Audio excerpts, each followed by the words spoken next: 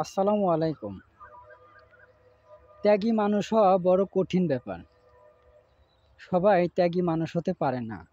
সবাই সবকিছু ত্যাগ করতে পারে না।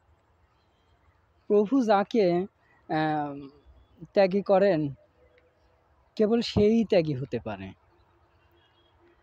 এই দুনিয়ার সংসার জগতে এসে পিতা-মাতা, স্ত্রী, পুত্র, সন্তান, পরিবার-পরিজনদের নিয়ে আমরা যে স্বার্থের পিছনে ছুটে আছি, এই স্বার্থ থেকে আমরা কেউ বের হয়ে আসতে পারি না। যদি পারতাম তাহলে আমরা সুন্দর একটি মানুষ হতে পারতাম, মানুষের মতো মানুষ হতে পারতাম। আমরা ত্যাগ করতে পারি না বিধায় আমরা পূর্ণাঙ্গ মানুষরূপে নিজেকে গড়ে তুলতে পারলাম না। এই স্বার্থের জন্য আমরা মিথ্যার দিয়ে কত কূটকৌশলে চিটারি বাটপারি করে আমরা নিজেদেরকে চালিয়ে নিয়ে বেড়াচ্ছি। আসলে এগুলি কি আমাদের পূর্ণাঙ্গ সুখ দিতে পারবে? আমরা যদি আমাদের জীবন থেকে লোভকে যদি ত্যাগ না করতে পারি, মিথ্যাকে যদি ত্যাগ না করতে পারি, হিংসাকে যদি ত্যাগ না করতে পারি, তাহলে তো আমাদের বেঁচে থাকার পূর্ণাঙ্গ আ স্বাদ সেটা উপভোগ করতে পারবো না এবং বেঁচে থাকার মধ্যেও কোনো সার্থকতা খুঁজে পাওয়া যাবে না। আমাদের জীবন থেকে কোনো প্রিয়জন যদি হারিয়েও যায়, তবুও আমরা সেটাকে ত্যাগ করতে পারি না। ত্যাগ করতে খুব বেদনাদায়ক হয়। যদি আমরা বুঝে অ্যা ত্যাগ করতে পারি, তাহলে আমাদের কাছে খুব সহজ অ্যা হয়ে যায় আল্লাহর নিয়মটা বোঝার। আমরা শুধু স্বার্থের পিছনেই অ্যা ছুটে চলেছি। নিঃস্বার্থবান কেউ হতে পারলাম না। আর নিঃস্বার্থবান যদি আপনি হতে যান, তাহলে আপনার আশপাশে কেউ থাকবে না। আপনার চলাচলের আ ক্ষমতাও যেন আপনি পাবেন না, এইরকম। কিন্তু আপনার অ্যা দুনিয়াতে কিছু না হলেও পরকাল অবশ্যই আপনার জন্য আ অবধারিত আ থাকবে।